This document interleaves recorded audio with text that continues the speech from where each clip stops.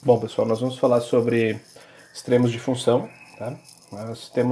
Vimos na aula passada uma situação genérica e hoje vamos trabalhar com uma situação aplicada que segue mais ou menos a mesma linha de raciocínio, porém com um passo a mais. Tá?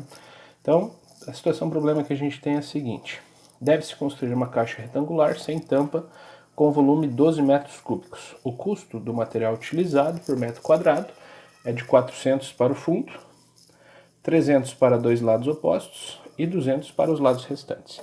Determine as dimensões que minimizam os custos. Então aqui a gente tem a caixa com as dimensões x, y, z, uma caixa sem tampa, isso faz bastante diferença no final da análise. Informações que a gente tem: que o volume de uma caixa retangular é x, y, z. Volume tem que ter 12 metros cúbicos, é uma condição necessária aqui da resolução. Tá? 12 é igual a x, y, z. Vamos deixar o z isolado nessa equação, então passamos o xy dividindo, fica 12 sobre xy igual a z.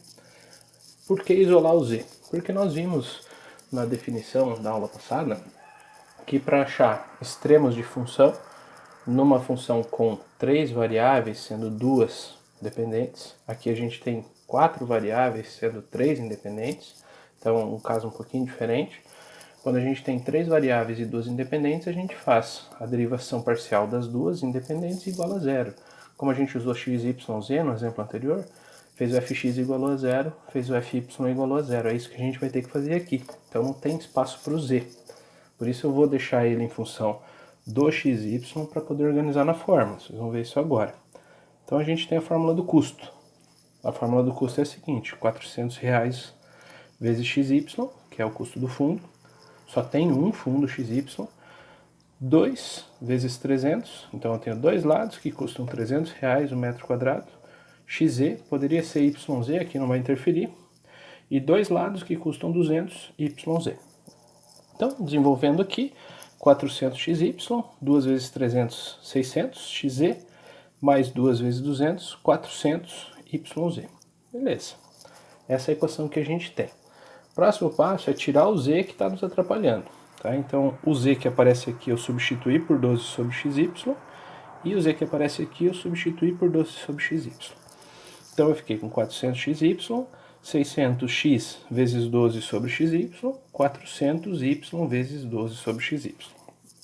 A equação que ficou nesse primeiro momento é 400xy mais 600 vezes 12, 7,200. Esse x com esse x eu cortei, sobrou o y no denominador. 400 vezes 12, 4.800. Esse y eu cortei, sobrou o x no denominador. Essa é a equação que nós temos atualmente. Reescrevendo ela, para poder começar a fazer o desenvolvimento, a gente tem a seguinte situação. Tá? Reescrevendo a nossa equação, nós temos o seguinte: custo igual a 400xy mais 7,200, o y que estava no denominador a gente subiu, trocando o sinal do expoente, y na menos 1, mais 4.800x na menos 1, que é esse x que estava no denominador, subiu, trocando o expoente. O que a gente vai fazer agora? Derivar parcialmente em x e y. Derivando parcialmente em relação a x, 400xy em relação a x, deriva o x dá 1, sobra 400y, aqui não temos x, dá 0, e aqui o menos 1 passa na frente, fica o 4.800 e o x fica na menos 2. Esse x da menos 2 a gente já desce, deixando o x ao quadrado. A mesma ideia aqui no cy. Deriva em relação a y, sobra 400x.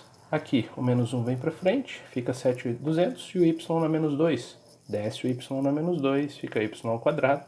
Aqui não temos y, fechou. Próximo passo, a gente volta a lembrar o que a gente viu na aula passada. Nós temos que igualar as derivadas parciais a zero.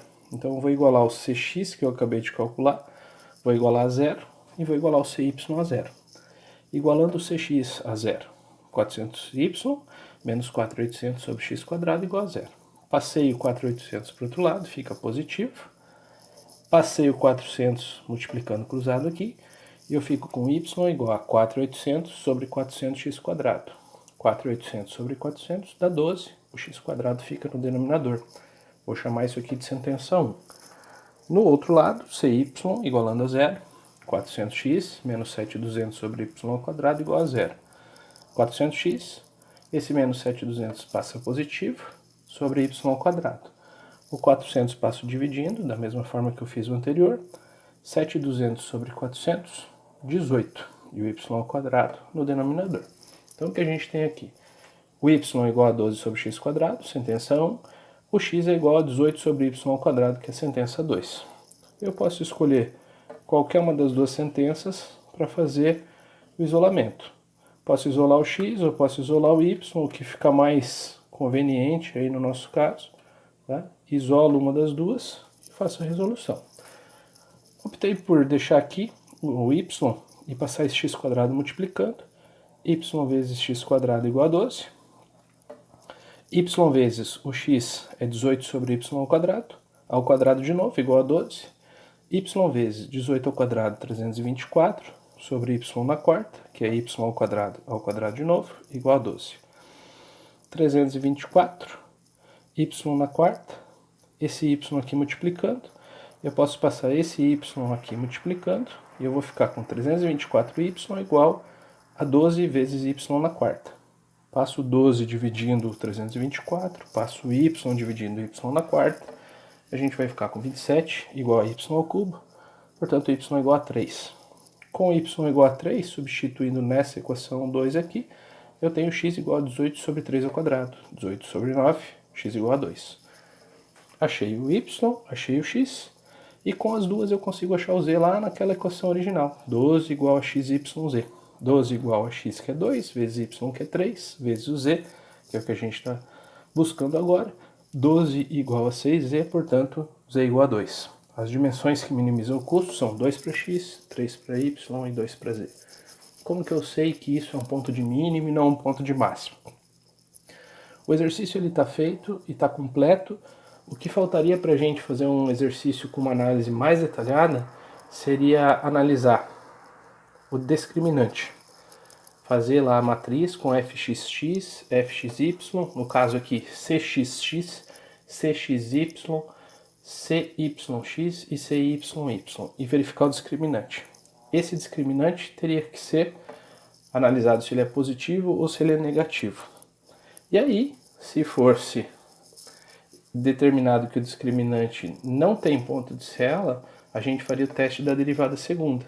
Então, se a gente pegar a função lá no cx e derivar ela de novo e fazer o cxx, a gente vai encontrar que o cxx é maior que zero.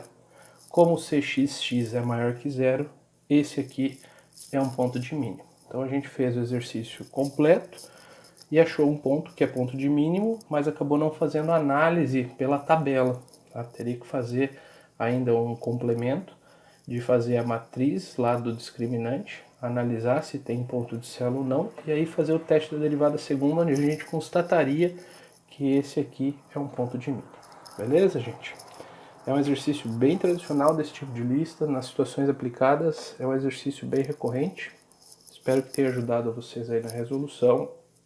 Precisando de ajuda, é só dar um grito. Obrigado, até mais.